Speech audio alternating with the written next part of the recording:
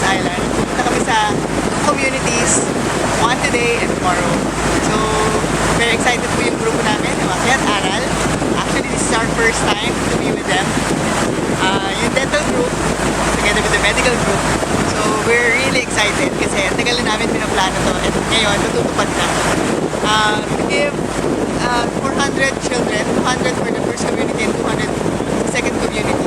Yung mga bata po na hindi napupuntahan, wala daw pong dentista dito sa area nila. So, i-ocular namin at the same time sa initial visit. We'll be giving toothbrushes, toothpaste, we'll be teaching them oral health education. Tapos, good hygiene din. No? Sa kit, we will be giving soap, shampoo, and hand towel, suyod, supply, lahat na kailangan nila para maging malinis ang kanilang pangangatawan. And yung isa pang dito yung perks dito since nasa island sila, magla-lights alis din tayo. Alisin natin yung mga photo nila. I'm sure marami dito. So, with the help of the sponsors, syempre, no? Tsaka yung mga generous sponsors na nagbigay at nag-volunteer na magbigay ng tulong para dito sa mission na to. Thank you very much. Pupunta po tayo ngayon sa Kamungalagan Elementary School. Meron po silang 200 pupils. Sila po ay tabing-dagat at tabing-dagat.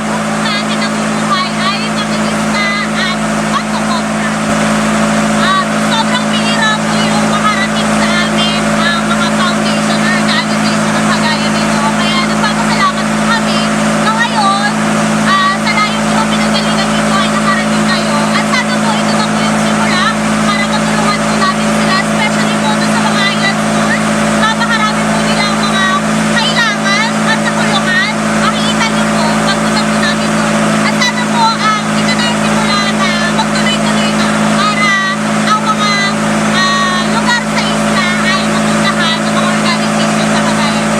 Ang Anibon Elementary School po ay isa sa mga paaralang nasa isla na kung saan ay malayo po sa bayan at ang aming pong mga estudyante ay nasa iba't ibang sitio. Mula po dito sa aming paaralan, ang aming pong mga bata ay ang iba ay nagbabangka at naglalakad para po makapunta dito sa paaralan. Dito po ay wala ding kuryente at kami po ay malayo. So ang solar po na inyong ibinigay ay malaking tulong para sa amin. Ang mga supplies po na ibinigay ninyo ay makakatulong sa aming mga bata para sila ay mahikayat na ayusin ang kanilang pag-aaral at matustusan yung kanilang pangangailangan. Dahil po sila ay, sabi nga ay marami po ditong katutubo, maraming eyepiece. So wala po silang kakayahang bumili ng mga gamit at pinagtsatsagaan po nila yung mga bagay na meron sila.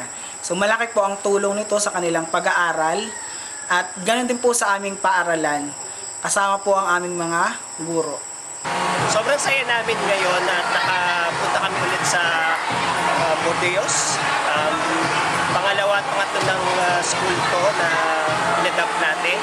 So, yung kahapon, nakita namin yung saya. Sobrang saya ng mga bata kasi minsan lang daw talagang may nagpupunta sa lugar nila at nagdaganyan. Yung pinapasaya sila, sumasayaw sila, kumakain, binibigyan ng school supplies. And then of course, ngayon, pangalawang school na natin, Bawal. Ito na, sumasayaw sila ngayon, nagzuzumba, at makikita nyo sa experience ng mga bata, nakakaiba rin siya. Kasi nagpaligo kami kanina ng mga bata para matanggal yung mga puti nila. At nag-nail cut rin kami, nag-putol na po, mga ganyan. So talagang sobrang ibang experience ngayon. And salamat naman at least ang pandemya na to hindi naka-hinder or nakapigil sa atin papunta dito at matulungan yung mga bata.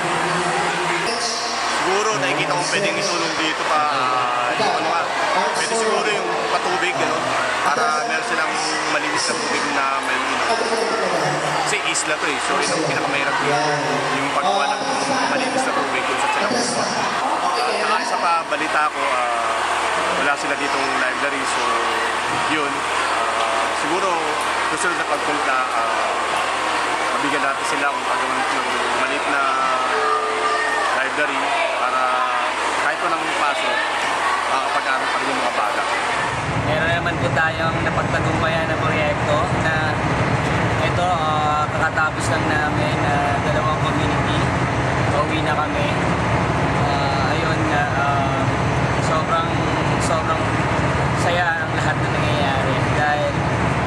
ito, maraming mga pinagdaanan namin, pero ang galing ang birthday ni Lord dahil yun niya, nakarating kami ng maayos at naibigay namin sa dalawang community lahat ng mga dapat natin gawin.